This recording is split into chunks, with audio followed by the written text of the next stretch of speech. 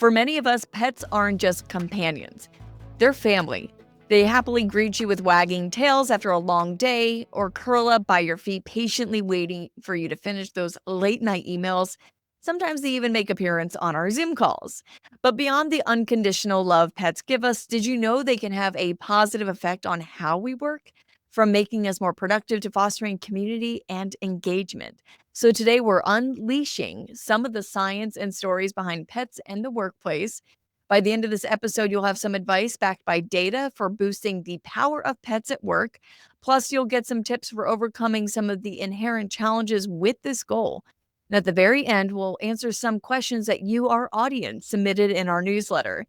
All right, to dig in, we're joined by Steve Feldman. He is president of the Human Animal Bond Research Institute, or HABRI, which is dedicated to proving that pets aren't just cute, they are good for our health and happiness. So, Steve, welcome to All Things Work.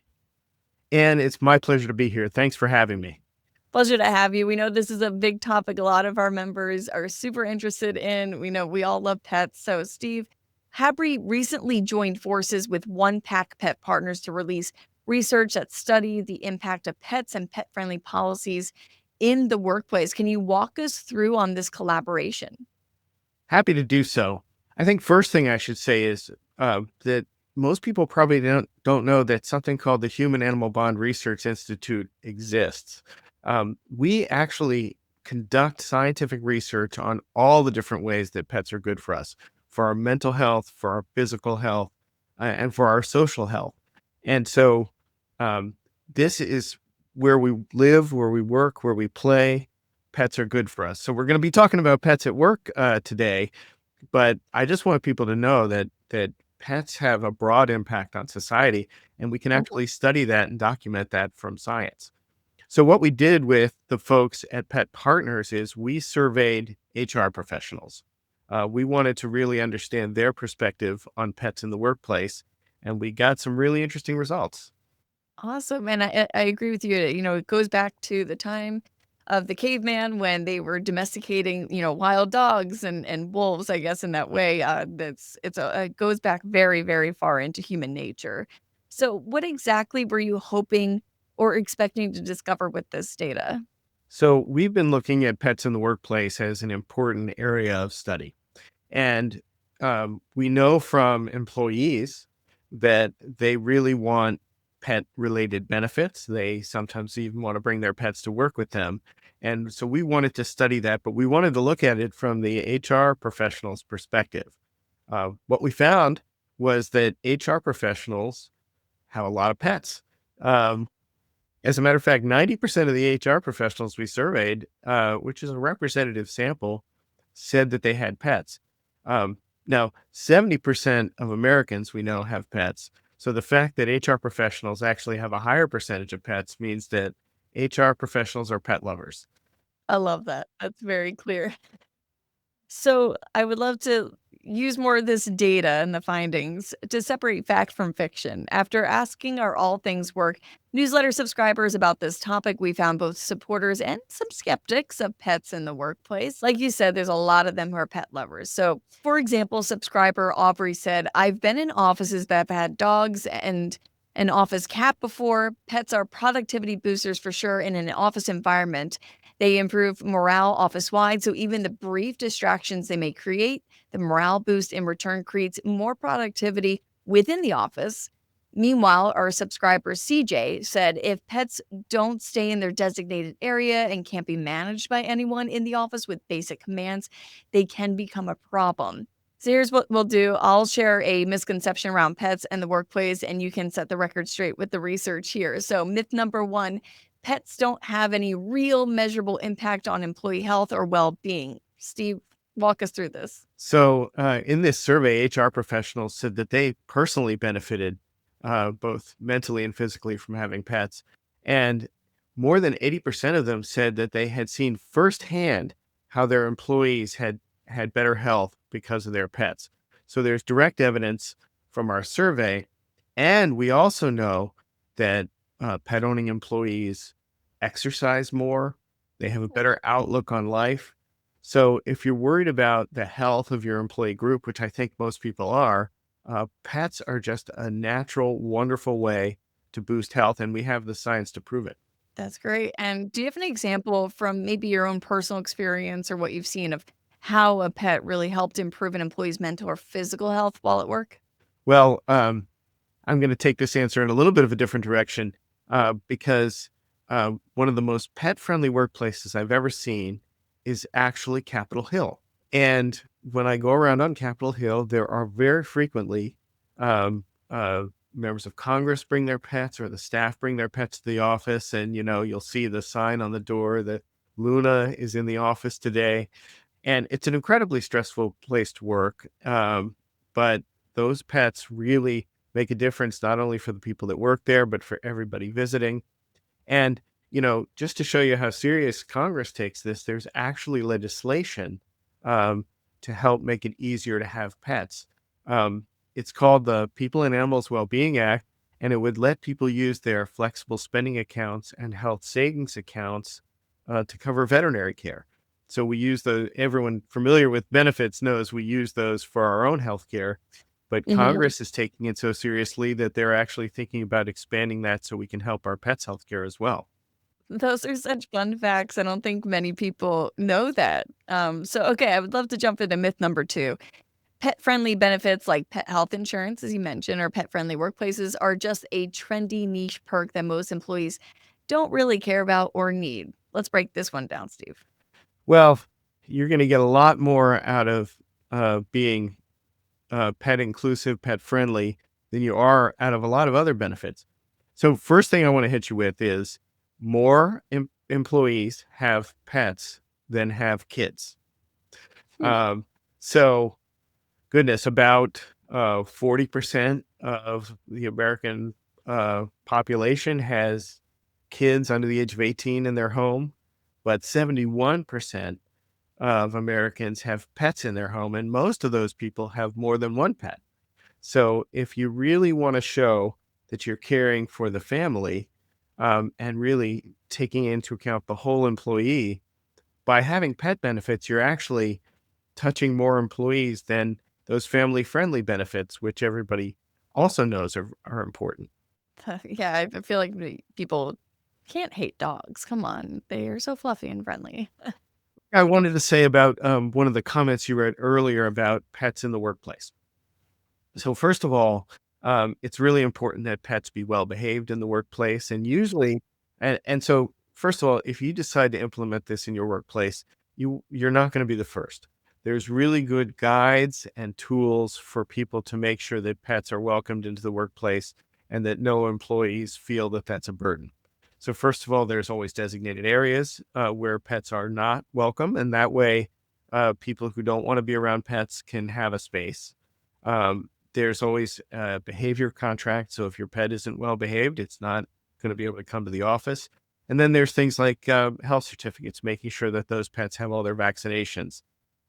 So Pet Partners, who we did the survey with, actually has a great workplace guide with some of these tools. And that helps address a lot of employees' concerns about actually bringing pets into the workplace.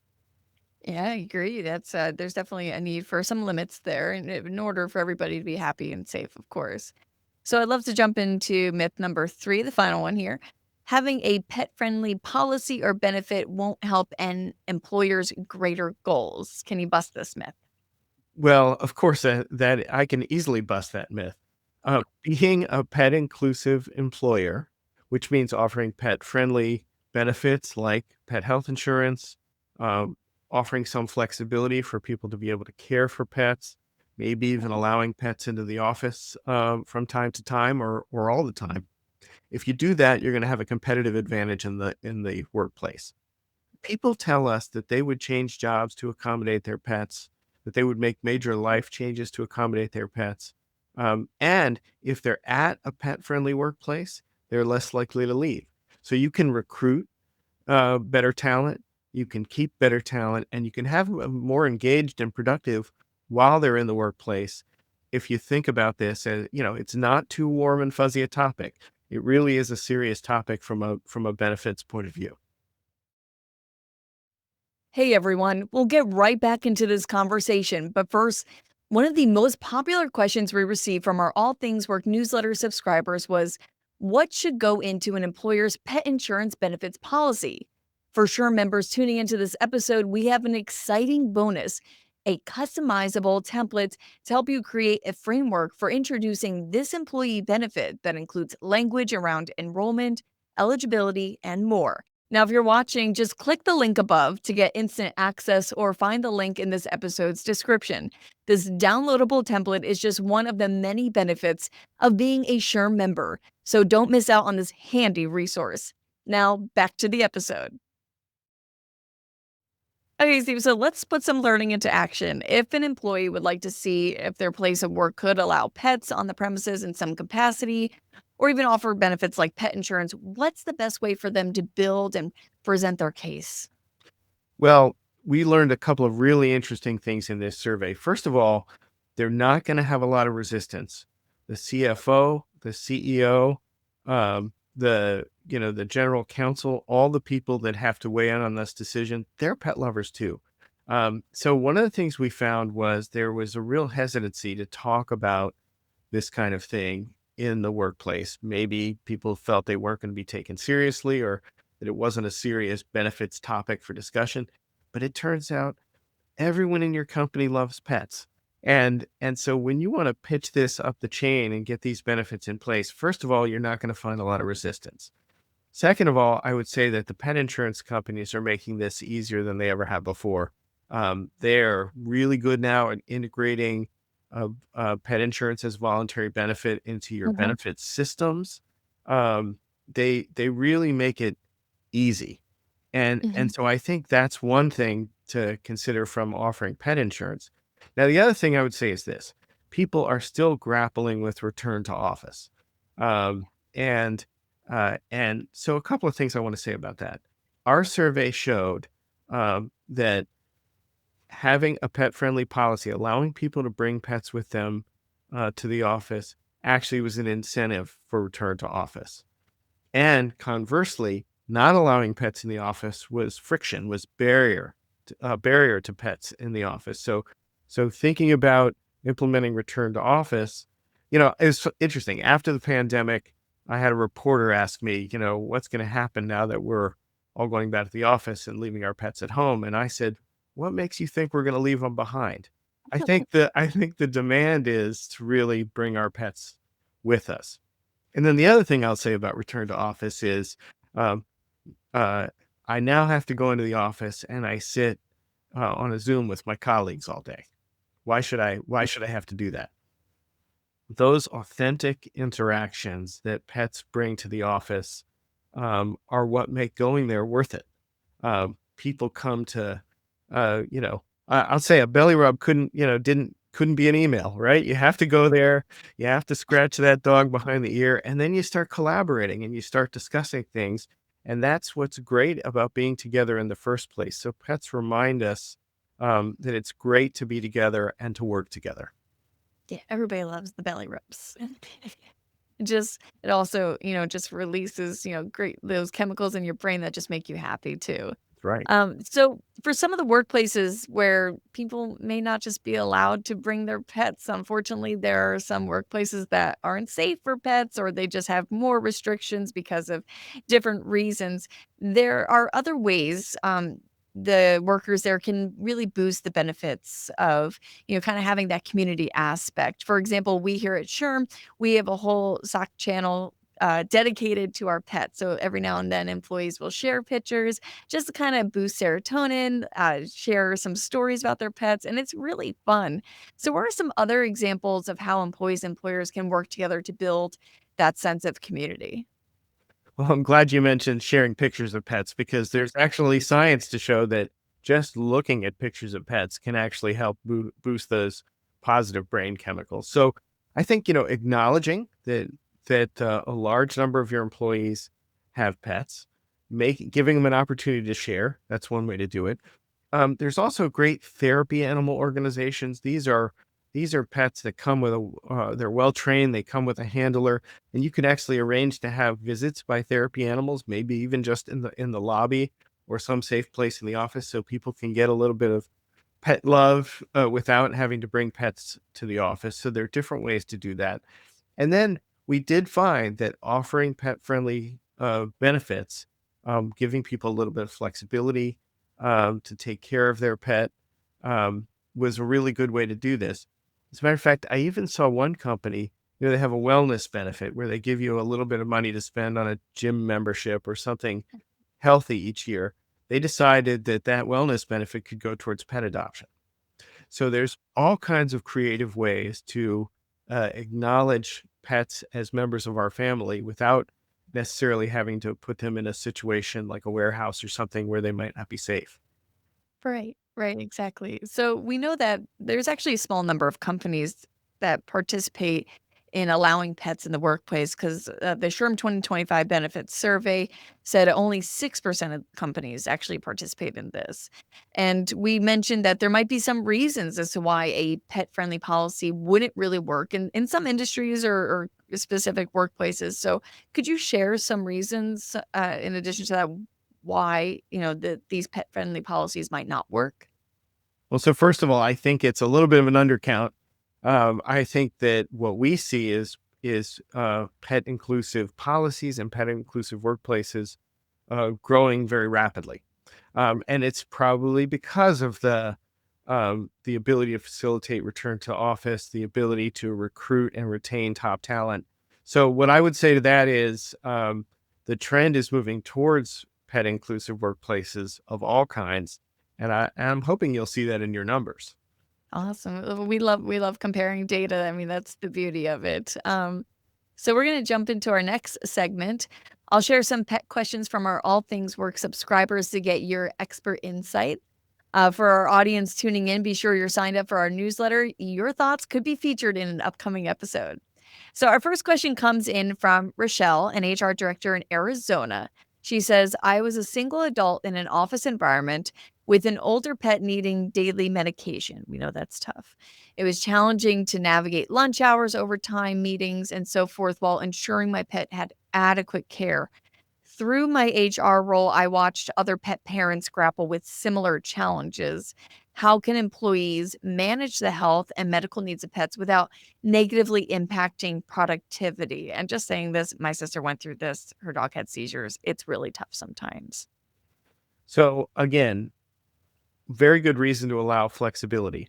Remember, well over 90% of folks in all of our surveys are saying pets are family. And Gen Z and millennial uh, pet owners are saying these pets are my furry children. And just like you would allow somebody the flexibility to care for a sick child, allowing people a little flexibility to care for a pet that they view as a child is probably a good idea. There are other innovative ways as well, like veterinary telehealth. So Mhm. we've had Ask a Nurse lines, forever where you can call and get a question answered. There's now veterinary telehealth where you can speak to a veterinarian or a veterinary technician to just, to find out if you need to go to the vet, or maybe if you can wait a little while.